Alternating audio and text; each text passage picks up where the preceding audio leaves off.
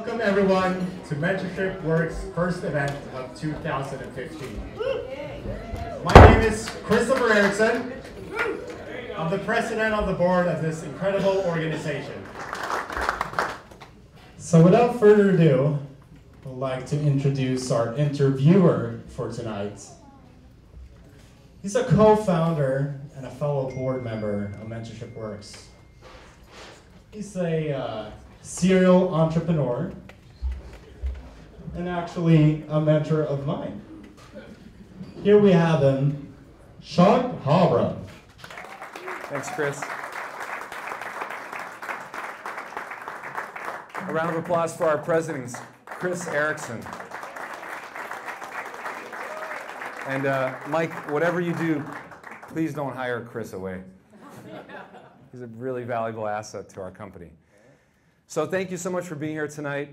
As Chris said, my name is Abdul-Jabbar. I have the pleasure of leading this interview and kind of getting more insights on mentorship, entrepreneurship, how to balance all of that with a family life. Mike's wife is here in the audience tonight. And I want to tell you a little bit about Mike, and then we're going to jump right into it. Now, a couple of important key announcements. We will be taking all of your questions, and you can ask the questions in 3 ways. Towards the end of the program, we'll do it through the audience, through the microphone.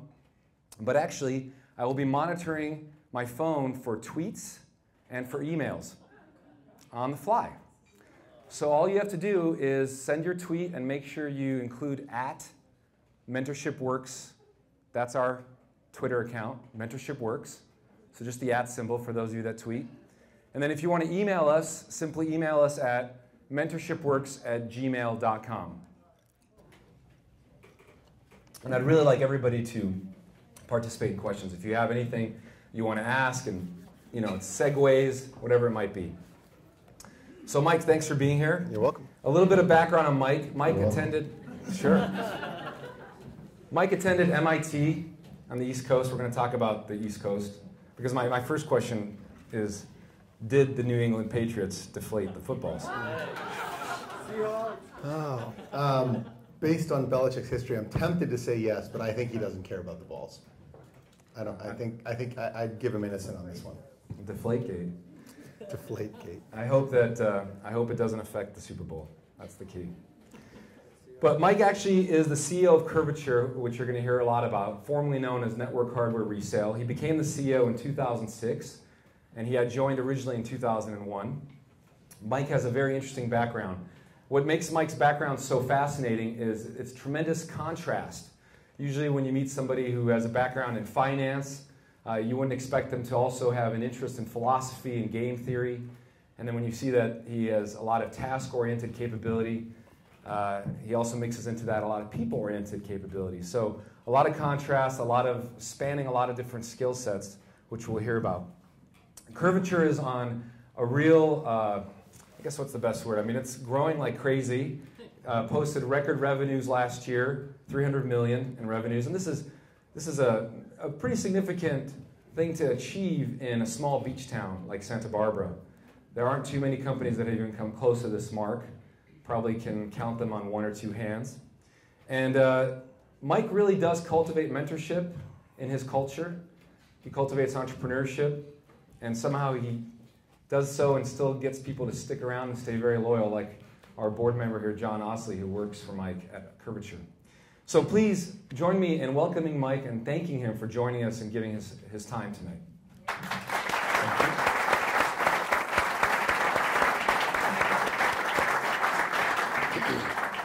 So Mike, you went to MIT and you studied game theory and philosophy. How does a guy study that and end up running a hardware company? Well, physics was too hard. So when you like physics, you like to ask questions, and philosophy was kind of the easier version of that. But at MIT at least, the logic and game theory department was housed within philosophy. So that's where the philosophy came from. Really? I spent most of my college career playing cards. So game theory came out of an interest in being a better bridge and blackjack player. And they allowed you to major in it, which was cool. Wow. The more interesting question was how you segue from basically being a good bridge player and an okay blackjack player and with a philosophy degree actually needing a job. And that's actually where mentorship came in. My bridge partner in college got a job for a small derivatives trading company in Chicago. And basically when I was looking around for something to do my senior year, she said, well, just interview with us. Just go to this hotel, the Hyatt if you've ever been to Cambridge, the Hyatt on the road there on the river, and this guy Nick will be there, and just come and talk to him. So I walked in, and here's this guy with spectacles. I think Nancy knows Nick Nocerino. So Nick's sitting behind the desk. He's a bespectacled 30-year-old kind of intense analytical guy, and he goes, And you're 21? And I'm 21, yeah. And he says, all right, sit down. All right, sit down.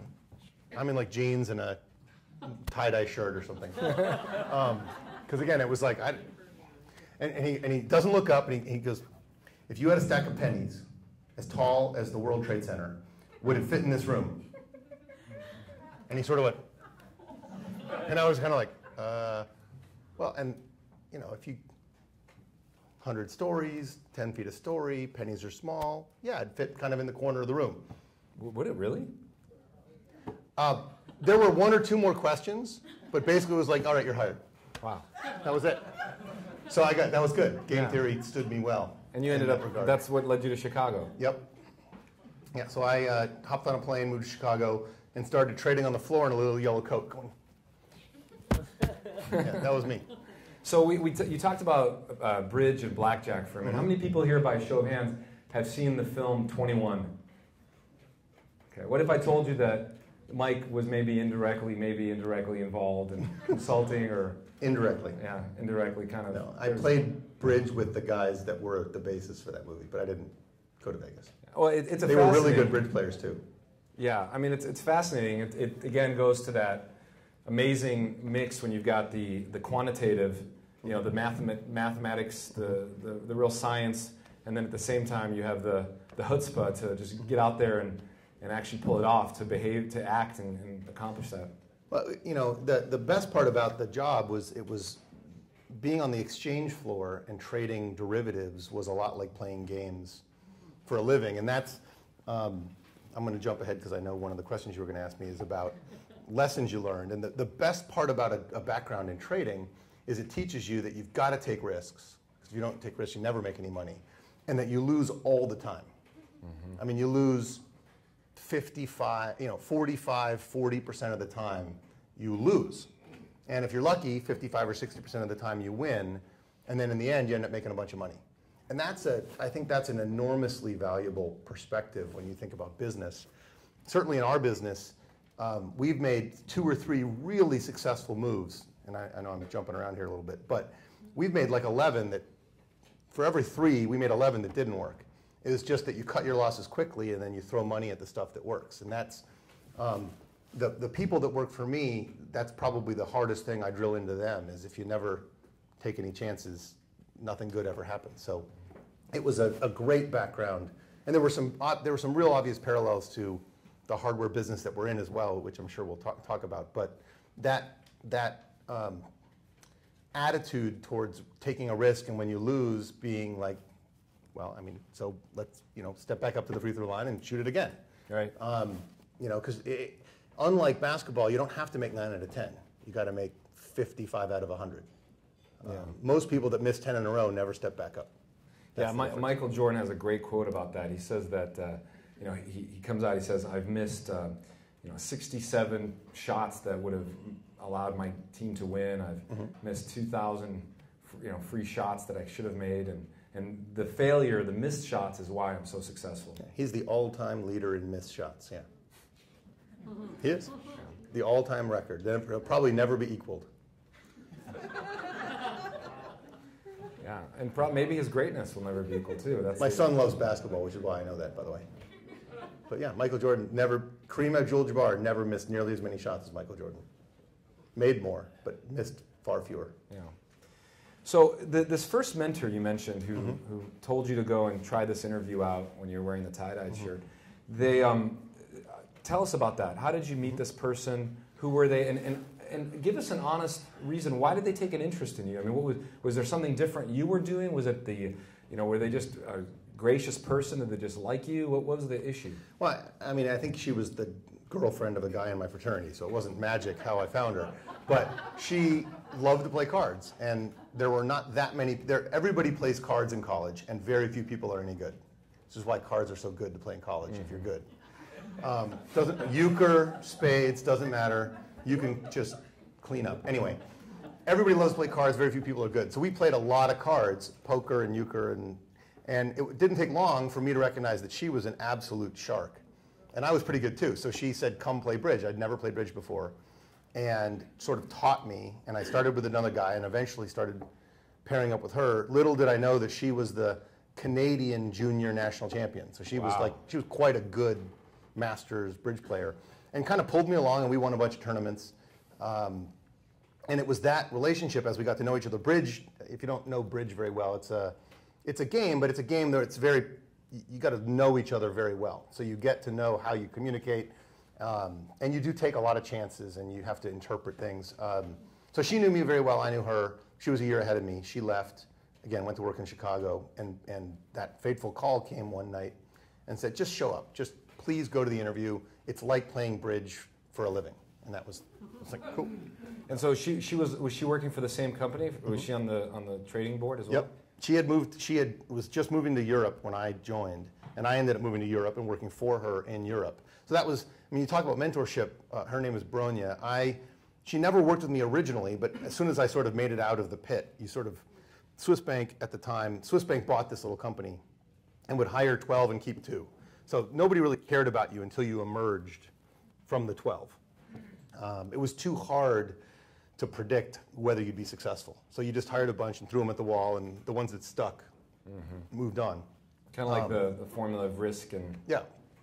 I think it applies to people too, I guess, right? Interviewing, those of you that have big companies or interview a lot of people know this, there is nothing more complicated than interviewing a person. It is, to this day, the startup that I would love to invest in is the startup that can somehow match what I need with what people are, because it's still very hard. There's no... Okay. Mentorship Works is looking for new sponsors. Yeah, because I think we hired 170 but let 100 go or something last year. So it's hard. It's hard to figure it out. But so anyway, so she, once I sort of emerged, she started keeping track of me. It's like, how's it going? What are you doing? And I sort of would kept bouncing ideas off of her, and eventually she pulled me along and pulled me up for about 3 or 4 years. Yeah, pulled me up. You mentioned that when we talked a couple weeks ago. That's an interesting concept. I mean, that's something that you guys instill at Curvature, the idea of basically taking an interest in somebody who's a junior level and guiding them and pulling them up. Speak to that a little. Well, part of it's a necessity at Santa Barbara. There's just hardly the community you have in the Bay Area or New York. I mean, you interview for one of the positions we were looking for recently was an SEO pay-per-click guru, and there's like 10 in. Did you meet Chris Erickson earlier? I'm going to hire him. Talk to him about that. Yeah. He's the one I'm not supposed to hire, though. Well, you can hire him as an independent contractor. Okay. And, anyway, so there's like 10. So it's much easier and much more valuable, certainly for a company, to hire someone who wants to learn that skill, who might have the basics, and bring them along. And we have found at almost every level in our company, from my COO, who started as my assistant, who now runs 250 people worldwide 7 years later, to any number of other positions, come in and you really allow them to rise as fast and as far as they're willing to go. And that's usually easy to see, because you give them the next task, and when they fail, you've kind of found their limit. But we try to match good people up very closely with more senior people, and they ride their coattails. Right. And it's interesting. I'm teaching a course where I've got some students here in the audience at City College in marketing and online marketing, and I tell them, we're not going to use any books, because the minute you print this book in this particular medium, it's outdated. And a lot of that can be said for building a startup these days. It's changing so much. It seems like you have to have that to be effective, to be successful. It's hard to get all of your knowledge from academia and from books. You have to have someone kind of looking out. Well, yeah, I think that the technology and the economy both are moving at an ever increasing pace. At least it feels like that. When the products we sell, the companies we work with, are running faster and harder to do, what the types of leaps that are being made are so much more substantial now, right? It used to be Ethernet became fast Ethernet, and fast Ethernet became gigabit Ethernet, and those were big changes, but they were the same. It was just a faster car, right? So you changed it out, and now people are dealing with, security used to be keep your passwords safe. Now there are 12 different types of security devices that do intrusion detection and packet inspection within the network, and there are companies now that are harnessing 10 billion bad guys, keeping a database, and in real time trying to use that database and inspect packets in real time. 10 billion records in a couple of milliseconds, right? I mean, it's never been done before. Well, even 5 years ago, it was keep your password safe. Now it's 12 different dimensions. So I think the world's becoming increasingly hard, and as a startup, trying to figure out, I mean, again, especially in technology, trying to figure out just where you even have a defensible, advantage. It used to be that was the whole business school, right? You need to be 18 months ahead of the nearest competitor, and I mean, I'm not sure you need to be 18 months anymore. I just don't know that you might be 18 months behind and think you're ahead. Okay. Because it's just moving so fast. Yeah. And just as a aside, does everybody here, by show of hands, know exactly what Curvature does? No. Okay, only a few of you. And this is fascinating. When I first heard about Curvature, it was 8 years ago when I moved to Santa Barbara, and somebody told me they were selling for Curvature, for network hardware resale. And I thought, wait a minute, so you're telling me that you've got these Cisco routers, and routers are basically the little appliance, the little device that handles all of the data, all of the packets that the internet is handling. Big device. Big device, yeah. They're littler now, but they used to be really big. Huge. So, and what these guys do is they basically take the old ones, they refurbish them, and then they resell them. Now, how are you going to build a business to that? Now you're up to 300 million. So, I think you could ask the same of CarMax, right? They take old cars, but the idea was we looked for a long time. The business was really good. Cisco makes very expensive, multi-$100,000, gigantic refrigerator-sized appliances. And what was $200,000 became $50,000, but we could pay $20 and sell it for $50. Great business. Really a pretty brick and mortar business, except that making sure it works and warrantying it and was fairly technical. So there was this deep technical side, but the selling of it was pretty easy. It was everybody uses it. You had the dot-com boom, bust, boom again, bust again, now boom again. But at every stage, the internet and the infrastructure that powers it was expanding. So we were fortunate to be in a space that the cycle was very muted, as the demand for this product was almost unlimited through most of the last 15 years. The business has evolved a lot from that beginning, but that's still about 75% of what we do is buy 1 to 10-year-old networking equipment, refurbish it, resell it, warranty it, and now maintain it, monitor it, manage it, and some other things. Yeah. And so what year was Curvature founded? Network hardware resale was founded around 94. 94. And at that time, what were you doing?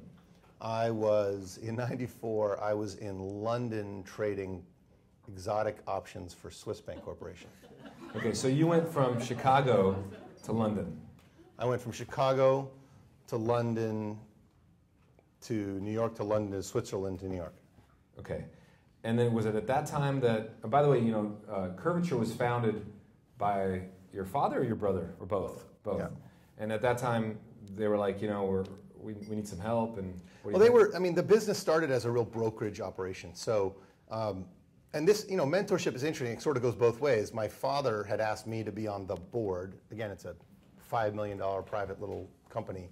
But the parallels between trading, whether it's exotic options, credit derivatives, emerging market debt, all the things that I did over the course of 10 years, the parallels between trading sophisticated financial products and illiquid, depreciating, weird routers and switches were actually quite remarkably close. Mm-hmm. And that's maybe hard to segue, but these, the best part about emerging markets and exotic options were no one knows what the price should be.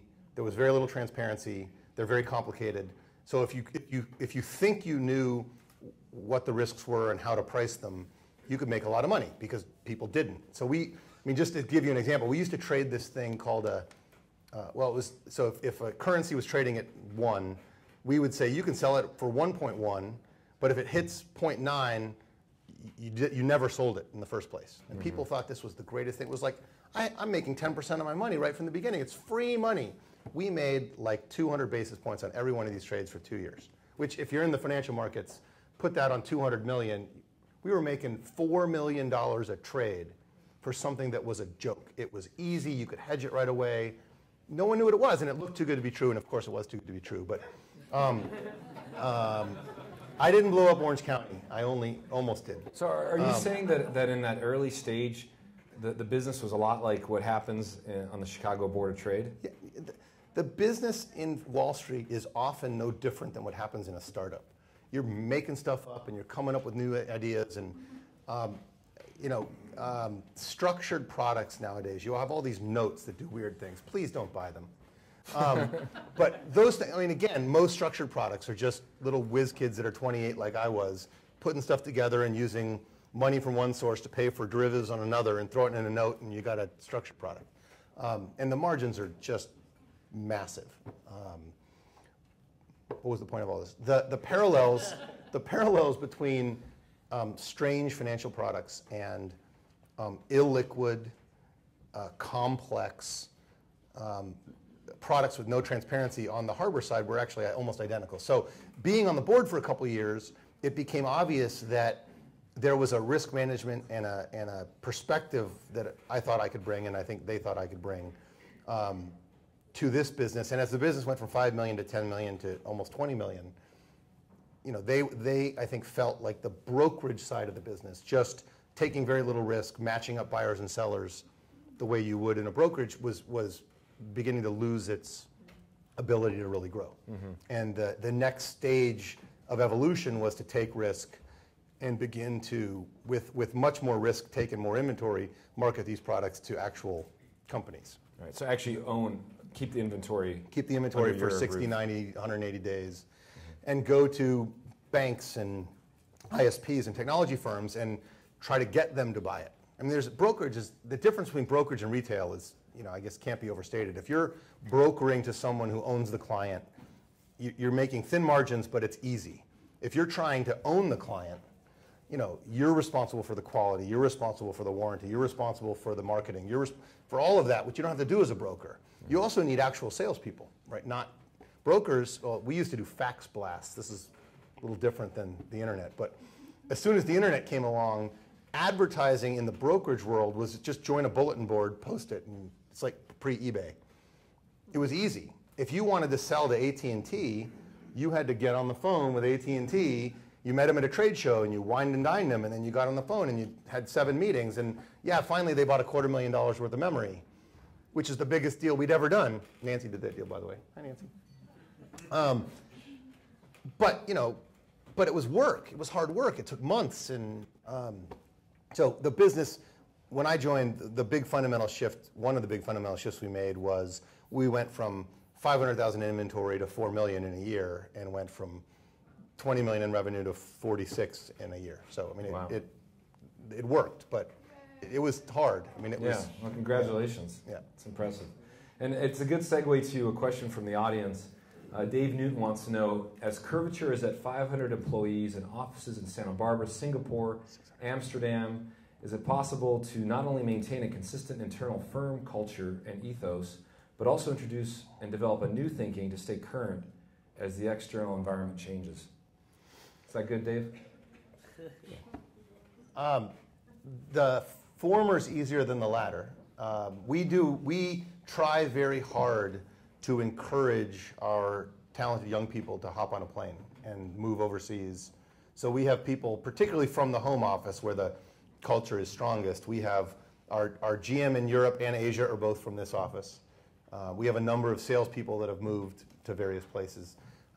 And then vice versa, in technical positions, we often bring them back and they'll work here for a year. So we try very hard to do that, to move the culture forward and stay current. We've shifted from a hardware business now to really a service-focused business. That's been much more brutal than getting Amsterdam to think like the US, which actually wasn't that hard.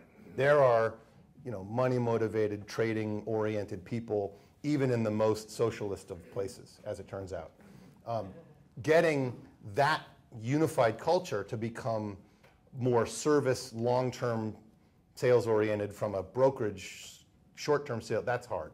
So I think it's yes and no. And we're trying hard. So startups are pretty much the buzzword right now. Mm-hmm. Kids are developing them at young ages in high school, and everybody wants to build a startup. You can blame WhatsApp. WhatsApp, yeah. Or Tinder. Snapchat. You name it. A good friend of mine had a really, really brilliant programmer at Build.com, which sells plumbing supplies, toilets, basically on the internet. $600 million company. His basically head of development went to work for WhatsApp and got 2.1% of the company 9 months before the purchase. Oh. 2.1% of $18 billion. 19, and he was 27. That's why startups. That's why startups are the buzzword. And WhatsApp, maybe tell the crowd what they do, what the app does. WhatsApp is instant message. I mean, it's instant message that was worth 19 billion to Facebook, and it was I think 40 people. Anyone know that 38, 40 guys? Yeah. Yeah, I think the least rich guy at WhatsApp has 100 million. Yeah. We need a few of these victories in Santa Barbara. Yeah. We have some. We do? What's our best IPO victory so far? Well, not IPO, but we have lynda.com, which is just doing absolutely fabulous. They've been working on their valuation. And unofficial reports are that they are now valued at approximately $1 billion. Yeah, for sure. After 20 years, they're an overnight success. No, and you got Sonos and others too. Sonos is a really cool story too. Yeah, yeah. There are definitely some on their way. I'm thinking about a company though, and this is what I'm hoping, and organizations like Mentorship Works and events like this will cultivate is, a company that can socially, in a conscious way, develop a product or service, hit a home run, and overnight you've got 100 millionaires that keep doing good things in the community, keep giving back, keep trying to make this, keep the environment the way it is. Hopefully buying houses. Yeah, for everyone. So yeah, we haven't had yet that in Santa Barbara in terms of a overnight success that has caused 100 people to do that. You had it in the late 90s. We did? You had Software.com and a few other companies, but it's before my time. It's been since then. We also have Peter Schluer's company. I forgot what the name of it is, but he does virtual reality, and he built the virtual reality lab that Oculus showed off in, and Oculus got bought for $1 billion or something, didn't they? Wasn't that? It was by very, very high Google, number. right? So we have Peter Schluer's company in town, and that they are just a matter of time in the next 1 month to 4 years. Yeah. Yeah, it's a very good time to be here. There's a few startups here tonight, and I'd love to put them on the spot. Dan, are you here? Yeah, come on up. Dan has a startup that came out of City College, actually, and I thought it might be kind of fun to have Dan give us his 1-minute elevator pitch on why his startup is amazing, and then Mike, you could give him some feedback. All right. Awesome, thank you. Yeah. Thank you, John. Everybody hear me? Hey everybody, my name is Dan Friedman. I'm one of the 2 founders of Fuelbox. I'm not sure if you've heard about us before. Oh, thank you. But we started out at the Santa Barbara City College, the Entrepreneurship Center. My partner and I, Robert Hurd, we came up with an idea because of a simple problem we were having. We kept losing our phone chargers, which I think some of you may have gone through before. And so we thought, why not just build one into the wall? Simple idea, correct? So overnight, we built a prototype, built a universal cord into the wall that would pull out when you needed it, and when you wouldn't, it would snap back into the wall. Then we realized, why be tied to the outlet? Why not bring the outlet to you? So that's where the whole system of the mobile battery just came into play. So our first product is a universal phone charger that is built into the wall, has all the cords you need, but also has a mobile battery that pops off so you can take it with you when you're running out the door or when you're just too lazy and you want to sit on the couch and charge your phone. So far we've been raising money. We've seeded ourselves with about $200,000. Had a very successful Indiegogo pre-order campaign. We did about 1,500 products, and we've been getting crazy amounts of interest from retailers across the U.S. We have about 5 retailers right now that have already asked for our first inventory, which we're currently building. So basically, that's kind of our story, is that we are bringing this great product to market. And my question for you, Mike, is we've been receiving amazing amounts of interest. We already have pre-orders. We've been seeded, but we're having a problem raising money to build our first inventory and to create working capital to get products out the door and really start scaling.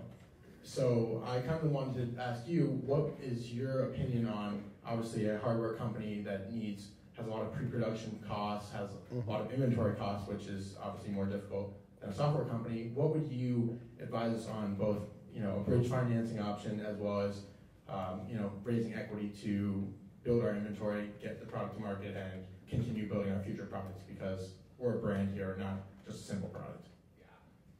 Round of applause for Dan. Thanks, Dan.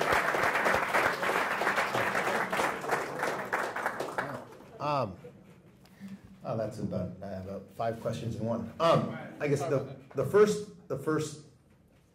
questions I guess I'd want to hear you answer is how the product differentiates itself from the other cool. I mean, there are pads now you just set your phone on and it charges, and so how does the universal plug and the fact that you can take it away, how does that compare to the other leading products? I mean, if you pull the thing out of the wall, aren't you going to lose that, and then you've lost the same thing as losing your plug? So these are, I assume you have a good answer to that. If you can answer that, if you've got orders, financing, inventory, you're going to get a lot of people that'll say, give me, I'll give you the money and give me 10% of your company, and you'll be all set. I would avoid those like the plague. I think with orders in hand, you should be able to trade finance, even at exorbitant interest rates. You can get Silicon Valley Bank to give you $1 million at 18%. Get those first orders out of the door. Just keep the equity. That would be my guess. And I think there's plenty of people. You might find people willing to give you money with a small amount of warrants that turn into equity if things, but at a much higher valuation. You should be able to get that kind of money, and not knowing how much you need. If it's 20 million, that's different. But to build 10,000, what are they, $50 widgets? 25, would cost 25. $25 widgets, you should be able to get the financing without giving away a big chunk of equity. They cost 25 to build. They're about 100 to 120 retail. And how many pre-orders do you have? We have about 1,500 pre-orders through our Indiegogo campaign, and we have about 1,500 through our Indiegogo campaign, and we have a order for 1,000 units from a retailer in the Bay Area, and then we have a retailer that wants 5,000 units to start right off the bat. So we're looking for 1.5 million total to really for our Series A, you'd say. Okay. Thanks, Dan. It's fascinating. All right.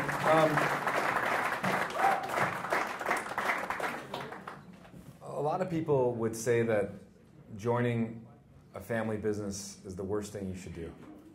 Some people say it's awesome. What was it like working with your dad and with your brother? It was the best of times and the worst of times. Yeah. Somebody said that famously. No, it was a little bit of both. It was absolutely a little bit of both. It was maddening when when you're arguing with someone that you've grown up with. It's not all about rational argument, right? It becomes all weird and and it did. I mean, I was very quickly advocating, from their perspective at least, an incredibly risky strategy, right? Basically, let's mortgage our future on buying 10 times as much stuff as we've ever bought, changing the job essentially of the 12 salesmen we had, and in the process lost a few. I mean, it was a tumult. Now, ultimately we did it, and it worked, but it would have been, I would have been far better received by a simple Wall Street committee who sort of spoke that language family makes it hard. Yeah, your brother knew that, he remembers when you took the family car when it was his night to have it. When I threw the thing out the window and landed on his brand new 240Z that he painted and scratched it. Yeah. It leaves a mark. Yeah, and then there, being in a family, there's always, who's in charge, where are you in the business relative to where are you in the family, and that's never easy. The good news is you can trust them. Everybody's working for the same cause, moving in the same direction. So I'd say it has its pluses and minuses. So another question, and this came up actually in the networking hour. Why change the name? What was the thinking behind that? That's an expensive, major change. I mean, you had a lot of equity in NHR. Yeah, it was a controversial decision. We had been network hardware resale since the mid-90s, and by 2008 or 9, I guess I got to take one step backwards. By 2009, when the financial markets collapsed, although our product was the less expensive alternative in a market with a pretty good tailwind, no one bought anything in the first quarter of 2009. Like literally, just markets stopped. So, and we were not immune from that. Our first quarter of 2009 was about 30% below the first quarter of 2008. So not a disaster, but for a business with a fairly high fixed cost base, it was eye-opening. What we realized was the warranty we had been providing on hardware for years, at this point was a 1-year warranty, was a great add-on product to people that didn't buy the product from us but needed inexpensive warranty service. It's the same, every time you buy something at Best Buy, they want you to buy their warranty, which you shouldn't buy, by the way, but you should buy it from me. You shouldn't buy any, what about like when you get your $500 iPhone? Do you do the Apple Care? The trick is that the ones the big box sellers sell are about 10 times the cost if you actually go to a third party. You can get a good iPhone plan for 30, 40 bucks. And I think it's 150 from the retailer, right? So I just want to let you know we buy them every time. I don't buy them. You've never told me. Oh. My wife buys them. There's a philosophical issue here. So we started to move the business in a more service direction because we were a $200 million company at the time in a $40 billion market with a $400 billion install base. So you had a really tiny percentage of the market. Tiny. We're still tiny. It's a huge market. So our thought was, if there's 400 billion of this stuff installed, much of which is past the manufacturer's willingness to warranty it, why don't we come in and say, we'll warranty it for you? We only need 1/10 of 1% of that market to have a big booming business. So that happened, and it's been working. Our warranty business has been growing very rapidly. And by last year, network hardware resale, we had also expanded from networking equipment into servers and storage. We had also expanded from resale into new partnerships with companies like Arista and some of the leading edge companies. We were doing maintenance and professional services, so we weren't a networking company, we weren't a hardware company, and we weren't a resale company anymore. So the name actually sent, especially new customers, a message that gave them an inaccurate, it wasn't just different, it was a completely inaccurate perception of what we did. So it was time. So it was time. It was time. But it was a few $1 million and a lot of work later to do it. It's not an inexpensive process. Imagine, we hired a firm, imagine that virtually every 1, 2, 3, and 4-letter acronym .com is taken, every single one. All of them. Yeah, I was going to say, was Curvature.com? Curvature.com, we had to buy from someone, but it was for sale. Okay. It was there actually 6 figures? It had a sales 5 figures? It was expensive enough. Yeah. But we looked at 3,000 names and got 4. 4 worked. Yeah. Because after you can actually buy the URL, then you need to trademark it, not just here, but in Tokyo and London and 60 countries. There were 4. Yeah. And 3 of them were really stupid. So Curvature was it. Yeah, and then you could always do what Google did and just basically invent a word. Yeah. No, and that's, I think the most famous of that is Accenture, right? Which accent on the future. They've come up with a really good explanation for how they came up with that word. But that's the easiest way to do it now. You come up with a word that means nothing. Zizzywig or something, right? And then you can trademark it and buy it, and it's all cheap and free. But if you actually want it to say something, it can be remarkably expensive. Remarkably. Yeah. And Griffin Bonek wants to know why no one plays bridge anymore. I don't play bridge anymore. I don't know. Why is that? It's such a great game. All the people died. Yeah. Actually, his other question is, what were your top hurdles to becoming a successful entrepreneur? Top hurdles. I mean, not like middle ground, like things that are really personal and painful. Well,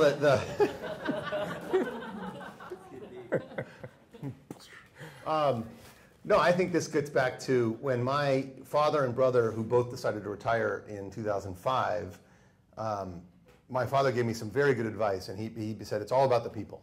And I think as a startup in particular, you'd never figure that out until often too late. Is in a big, as an individual contributor or as a startup, it's often you, right? And all you need are people to check the box, but you're the driving force. You're the Steve Jobs. You're the one making all the decisions. And to some extent, in the operation of our company, that was true for me. I could handle all the inventory and all the pricing and all the buying and all the policies and I could basically run that myself. And then when you take over as CEO of a 200 person company at the time, and it begins to grow, it's all about the people. And that was probably the hardest thing for me to learn. I went through, there's not an executive on my staff that was an executive then. And that's not all their fault. A lot of it's their fault. Some of them weren't very good, but some of it was my fault. Because I couldn't figure out how to wrestle them in to do things the way I needed them done, and also allow them to do things the way they were good at doing them. That was a hard lesson. I mean, and I said personnel are hard. Are your strategic advisors smarter than you? No. They're very smart, but they're different. And that's, I think, more than anything, I mean, I think entrepreneurship is interesting. I think the paradigm is the brilliant guy in his garage with the soldering gun, right? And that's often true. And I think for that person, the biggest impediment, and I think for the WhatsApps of the world, that's typically true. You have a very smart person with a great idea. You're never going to find anyone smarter than you, because you know you're the smartest. And I'm saying that to everyone in the room who's a brilliant entrepreneur. You know you're the smartest guy in the room. So what you really need to do is appreciate people that have different knowledge. And I think if you can acknowledge that, and that's easy with things like legal, right? Contracts, just give it to somebody who's good. But there's, especially in today, I wouldn't imagine I forget your name, the hardware startup. Dan. Dan's eventually going to need somebody who's really good on the web, and there's expertise there, and they know it. And he's going to need a really good financial advisor when the sharks come circling to lend him money, and he gets the 770-page document to lend him 500 grand, right? And it's in 6-point type. That's where you have to leverage other people's expertise. They may not be smarter than you, but they're good. And if you can trust in that, you'll go a long way. Because I think that's the best thing my father said is, even if they're 80% as good as you, if you have 10 of them, that's 8 more of you, right? And that's good to internalize. So a lot of these startup entrepreneurs are getting their ideas before they graduate. What are your thoughts on school, on university? Is it important to finish, or is it okay to drop out and start? I think I would have said 20 years ago, you should probably figure out a way to finish and maybe do the idea on the side. I think if you're a technological entrepreneur, in this day and age, ideas have a shelf life of about 6 months. So if you've really got a great idea, especially the way colleges work nowadays, it's easy enough to take 2 classes, not 4, delve into it, and if it doesn't work, go back to taking 4. So I think that, and again, it's a little bit hard because I think you really are speaking to kind of the 1% that have the really good, brilliant, crazy idea. But if you've got that, the markets, especially today, are so ripe. I mean, we have private equity firms that call us, and our business is boring by comparison to a lot, but there's money being thrown at everything now that's really hot. So if you've got that game-changing idea, you got to pursue it. So it's okay to step away. Absolutely, I think. Yeah. I think a lot of people would agree with you. Yeah. Mark Zuckerberg and others. What about later in life? What about continuing education? I mean, is it something that you encourage at Curvature? Do you guys provide any sort of, like I think that's credits? the exact opposite. I think even if you're Mark Zuckerberg, if he's not spending a couple weeks at Harvard every year, he's an idiot, because there's so much to learn. Why, as an entrepreneur, you wouldn't want to learn about finance, marketing, human resource issues, leadership. And there's great continuing education classes, and we encourage it. We send, most of our executives go to at least one class every year. And I know when I first started with the company, I think I went to about 10 between Stanford, Harvard, Columbia. There's all these great programs out there now. I think I went to about 10 classes over 5 years, and they were hugely valuable. So you got to keep learning. Yeah. Yeah. And go to TED and there's so many great venues now. Mentorship works. Yeah. There's so many great venues to learn stuff that, and the world's moving fast. So. Yeah. It's amazing. You can literally type anything into a Google search box and get some sort of answer. Mm-hmm. Are there any other entrepreneurs in the crowd that want to do a 1-minute pitch? See what. Come on up. Well, it's got to be in your own words, so just come on up and take the mic so everybody can hear you.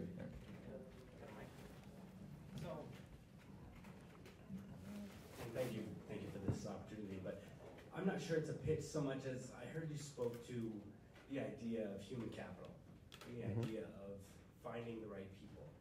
Now, have you used any sort of psychological databases or anything like that to find those people? And I'm still looking for a 1-minute pitch. We actually, despite my suggestion that we are terrible at it, we use 2 or 3 different psychological profiles. We've profiled our top salespeople, bottom salespeople. Little did they know why we were profiling them. We've compared the scores in a very detailed analysis to all the applicants, and it does help. But it's taken us from a 20% success rate to a 30%.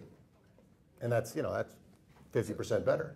But, at a cost of $10,000 an applicant, which isn't inexpensive either. So the happy middle ground, literally the person that can predict someone's success is going to make a lot of money if they can really do it in a given job. And I don't think it's easy, because it has a lot to do with the personality of the organization you're putting them in as well, which is maybe the hardest to profile. It's not like you can just say, oh, this person's a brilliant programmer, take any job and they'll be successful. They're very different. Yeah. So we have another pitch. Okay, good. Let's hear it. Pitch. My name is Aaron Freeman, and I'm CTO and co-founder of ShipHawk. And we're a startup here in Santa Barbara that's doing great things and really having a lot of success. So we raised a Series A round of $5 million several months ago, and now we're starting to scale. So, what do you do?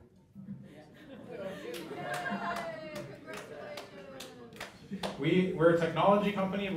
We provide shipping services, and we provide shipping services all the way from rating to booking to tracking to actual comprehensive service on the jobs as well.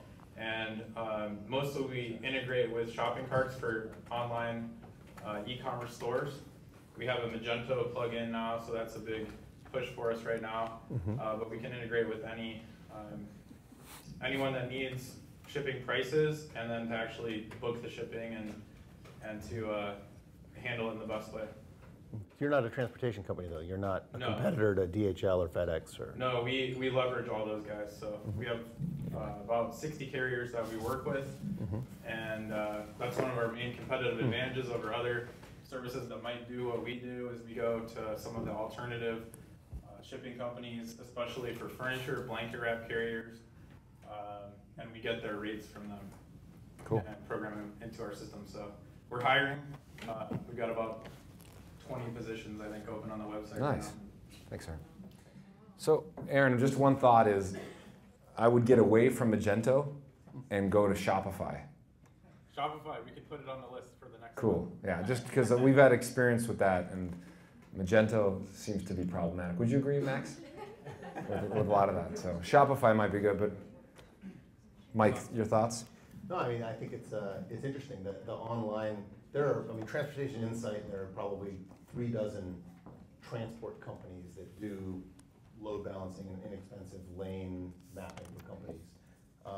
I'd be curious to see how you do that on an automated way for a shopping cart. I think it's a fascinating idea, but it's a huge, huge market. And there are, if you've not found them yet, there are transportation and logistics focused investment banks. And I mean, there's a whole sub-industry around that world. So you should try to, trade shows and expos, and you should plug yourself into that world, and you'll find the companies that both you're competing with, which I think is important to know, and the ones giving money and investing. And the more profile you can get with them, I think the better you do.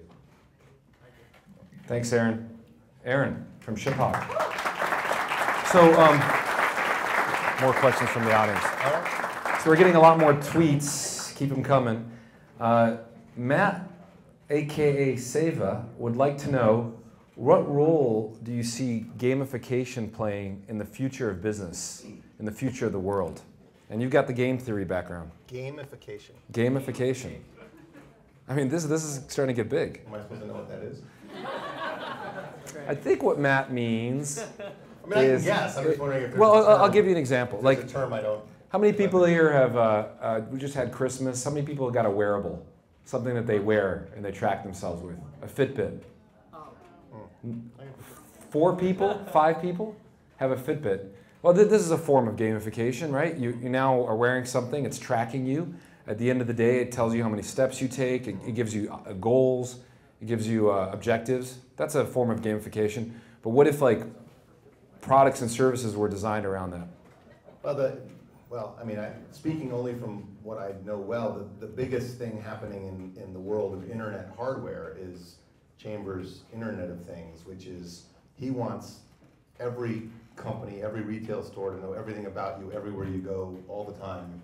So every device, every time you stop in front of a shop window, your phone would let the network know that you stopped in front of the window. The retailer would know what was in the window that you stopped in front of, and they would be able to stream ads to you based on the product you saw in the window.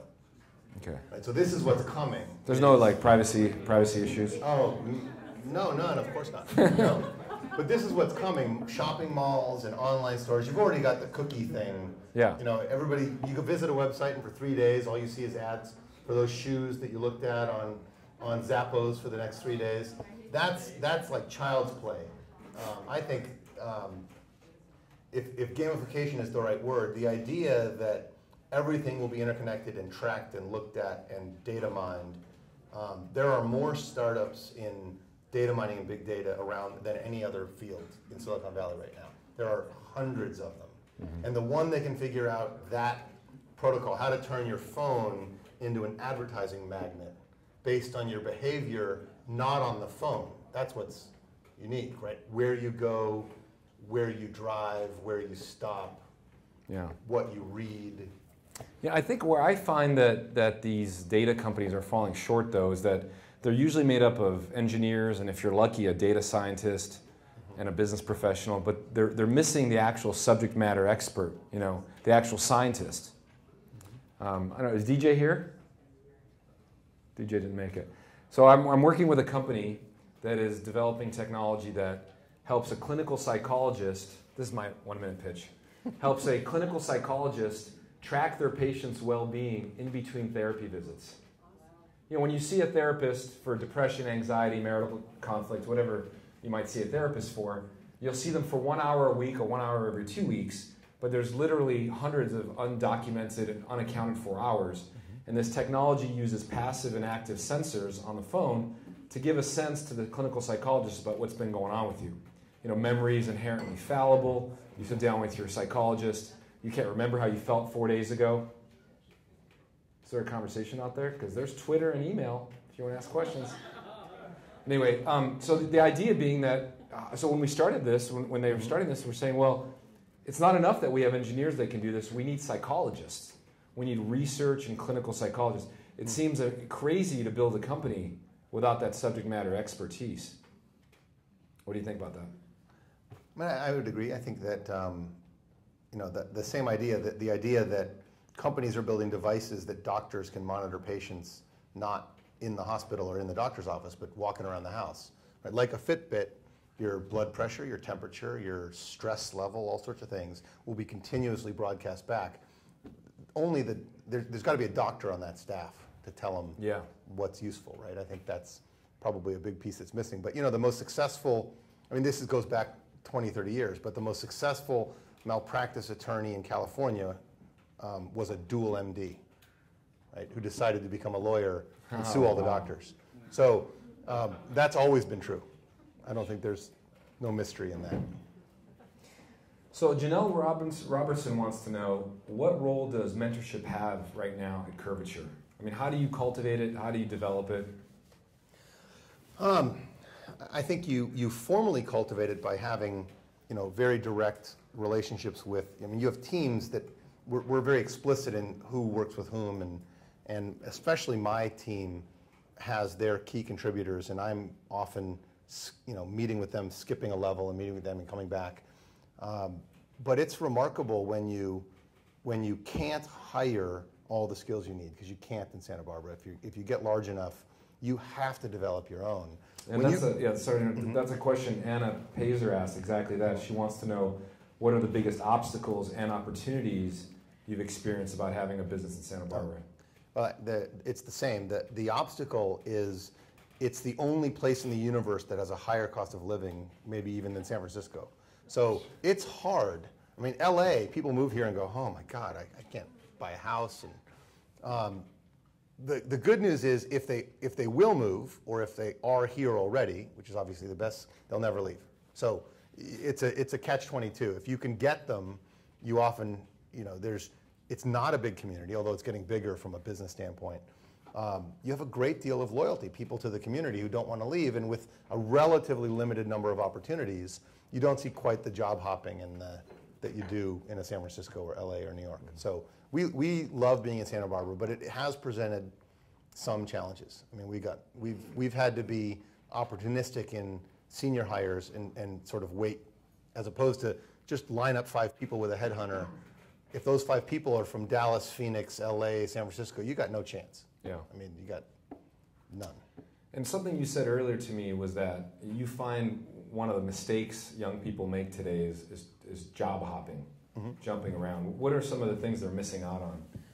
Well, I think that, and again, I think if you're working for a tiny company and you have sort of one job, then the most important thing early in your career is to get exposure to a variety of things. I think that too many people think they know what they're going to do and what they want to be, and I can't imagine they ever do, especially in this day and age. I certainly was going to go to either law school or philosophy grad school, and went to trading, and then within the bank ended up 2 or 3 different roles, and then ended up out here. But had I not had a game theory background, had I not been in trading, I never would have been as successful here. And I spent 10 years at one place and now 15 at another, and you can learn a great deal. Within a company, though, you should lobby for different opportunities. And I think too often people, I think most people hop a job for an extra $2 an hour. And that's a really stupid reason to hop a job. I think you could, if you're a programmer and you want to learn a new language, that's a great reason if you're going to another great firm. But if you're doing the same job at another company for a little bit more, you're often much better served approaching the company and saying, I'm ambitious, I want to do more, I want more opportunity. And at least at that point, you'll find out your value. Because if you're valuable, you'll get everything you want, probably, and more. And if you're not, you'll find out, and that's important to know. I think too many people end up, sort of swimming in the dark. Yeah, I mean, knowing yourself, that's a great benefit of having a good mentor. Well, and ask the question, if they say, you know what, John, we're not going to give you a $5 raise, you're only so-so. Well, why am I so-so, right?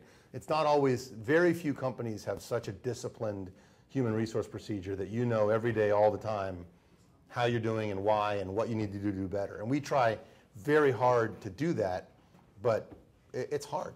I mean, it's hard. And I encourage people a lot. If they want more responsibility or they think they're underutilized, just raise your hand. And more often than not, I mean, again, my assistant in 2007 went from being my assistant to managing facilities to opening new offices to working in operations, to running operations, to becoming the COO. And that was only because at every turn, she just said, I'll do it. Like, put me in, right? And every time she succeeded, she kept getting more opportunity. But I don't know that when she was my executive assistant, I would have ever thought to have her, work in facilities. It just wasn't. Yeah. So part of it's got to come from you as well. So looking at talent and acquiring great talent, I'm curious if you have any techniques or secrets about hiring people. And I asked this question years ago when I had the chance to interview Paul Orfila, the founder of Kinko's, and he says it's really simple. I take the person I'm considering hiring to lunch or dinner, and I just watch how they treat the service staff. Anything that you do that's... Well, there's something to that. I think that if you're, depending on the position, that wouldn't work very well in computer programming. Right? That's a knock on engineers. As a recruiting strategy, I think you'd end up with a really lame group of programmers. But in general management... Are you saying that you can't be a brilliant engineer and be polite? I'm just playing the odds. Okay. I'm just playing That's the actually odds. funny because, that's interesting. So you're looking for someone who is kind of awkward. There's awkward.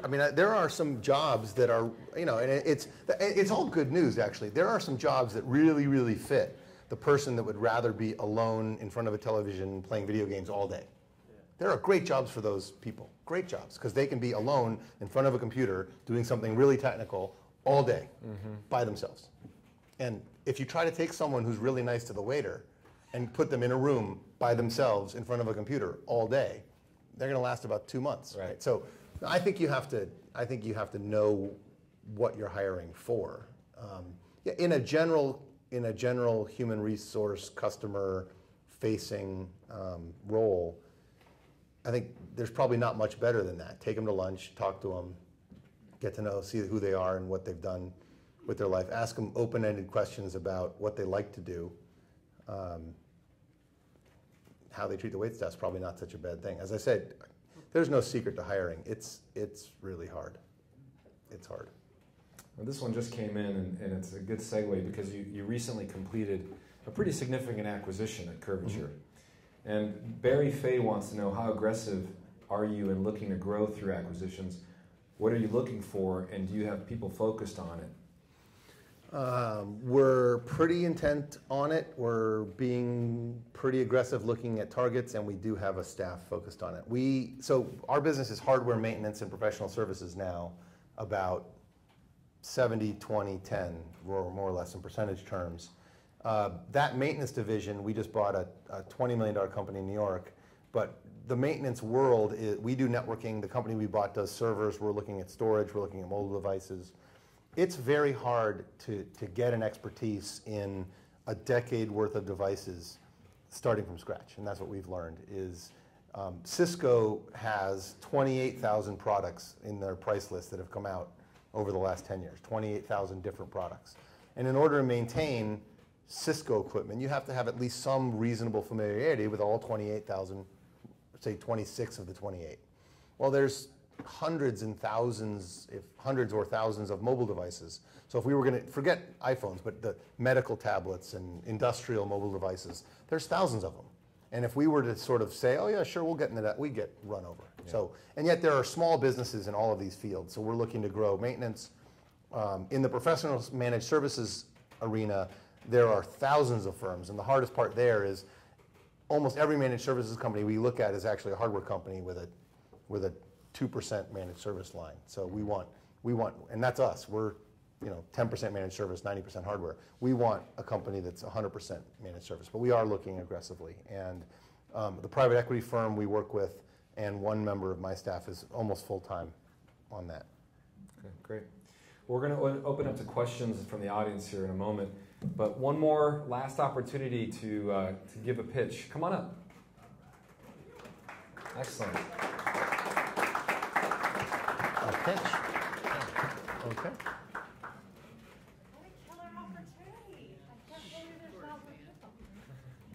Hi, I'm Ann Pazier. I asked that question earlier. I my business is celebrating 10 years. We're not a startup. And I'm in the technology business. I'm in the real estate business. I'm in the finance business. I own Santa Barbara gift baskets. And I'm super proud of all of the other entrepreneurs that I represent in this community with all of their local products.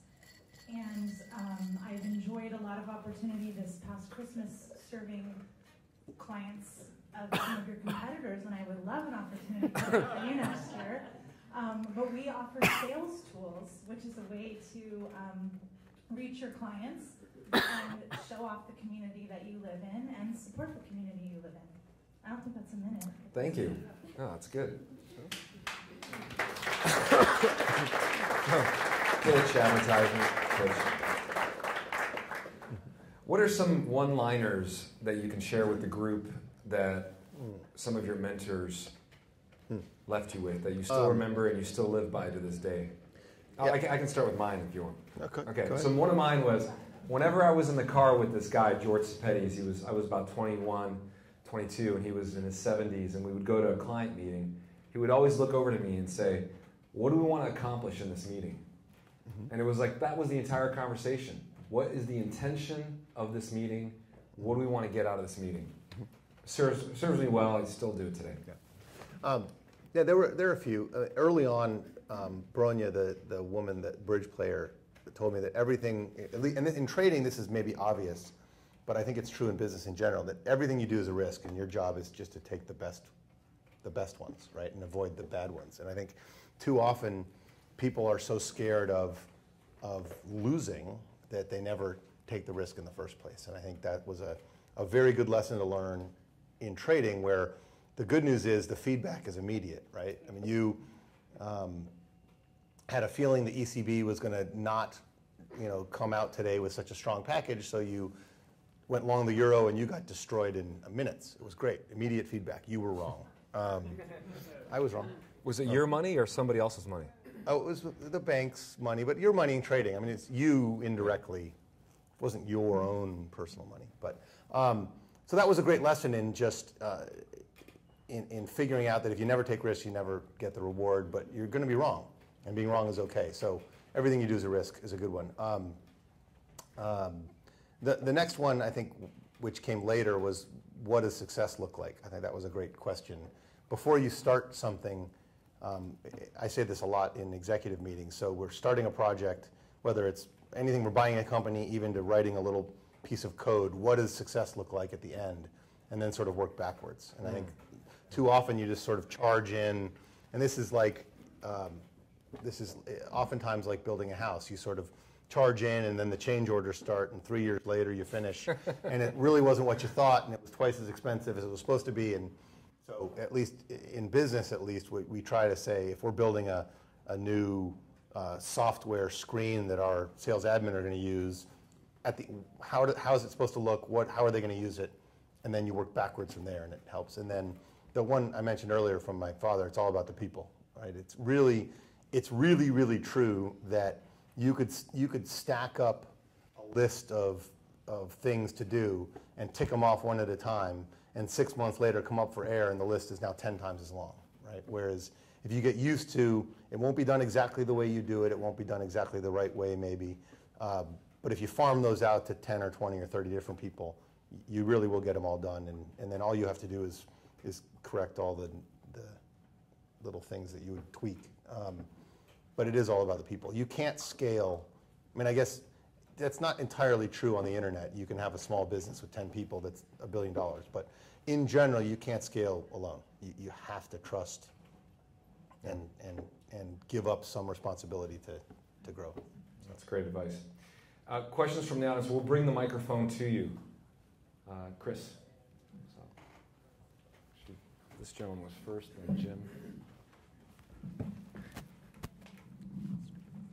My name is Bruce Erickson. I want to say a statement about the importance of mentorship in a whole different light.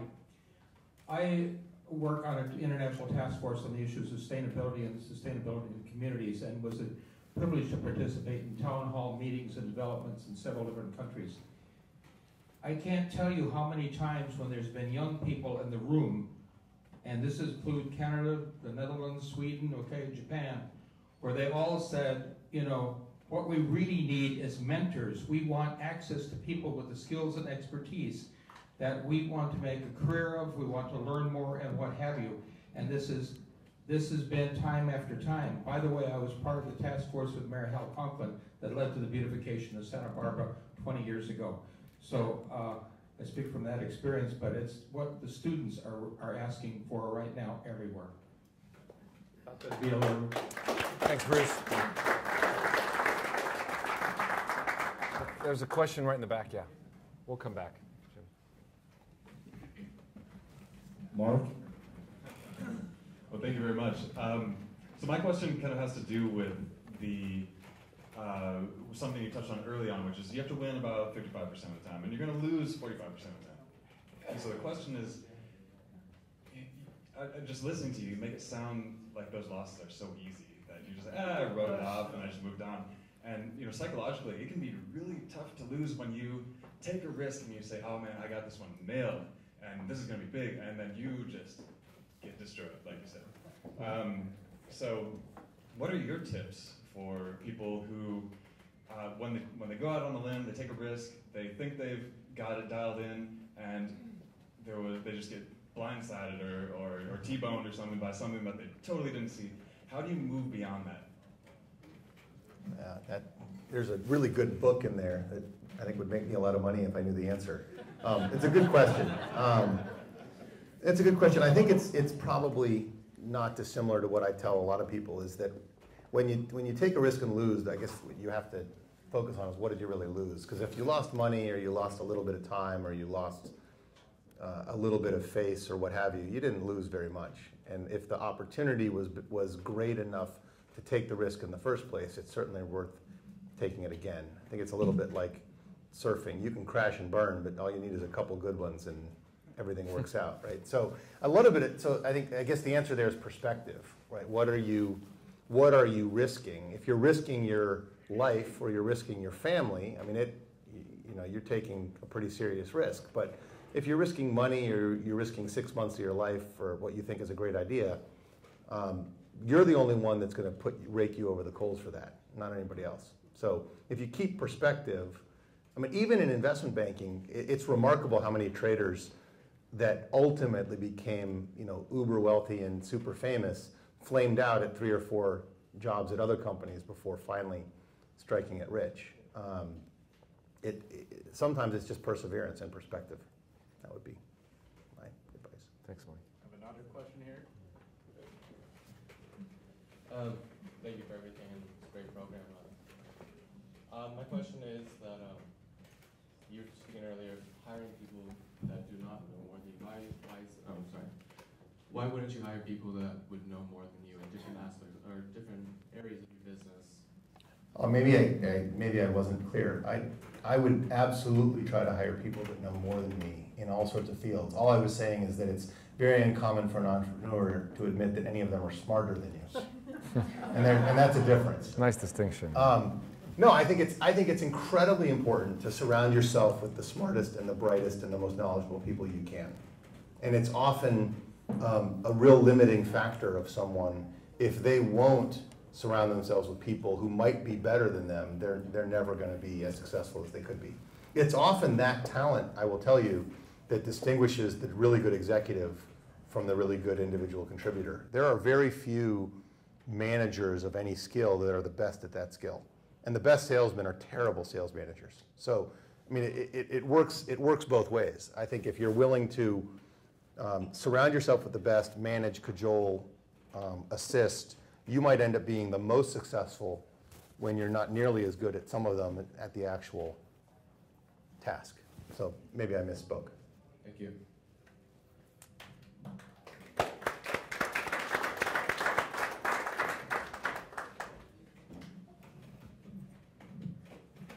Hi, I'm Janelle. Hi. If you could tell your 22-year-old fresh start self one thing right now, what would you tell yourself? Play more bridge. My 22-year-old fresh start self, it would have been, probably short the euro.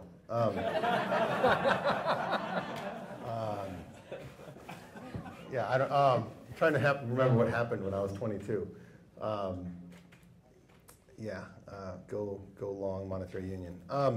No, I think I got lucky. I think that I would have told myself to latch on to some really smart people that you can learn from and try not to let go until you learned what you could from them. I think that's, and mentorship is an interesting concept because not everyone that you work for will be a mentor. Most of the people you work for not only may not be mentors, but they're the furthest thing from mentors. So when I tell people, when I advocate, find a job that you love, find someone that can mentor you and stick with them, I'm not advocating just sort of stay in the office like the TV show and be loyal. I'm saying if you truly find that someone that inspires you and knows what they're doing, it's not worth a little more money to leave that situation.